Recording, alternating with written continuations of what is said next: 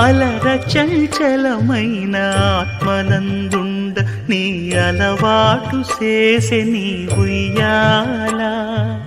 అలర చంచలమైన ఆత్మనందుండ నీ అలవాటు చేసే నీ ఉయ్యాల.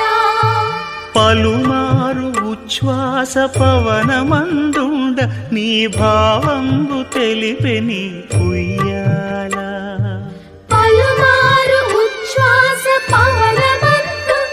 నీ భావంబు తెలిపి నీ ఉయ్యాల.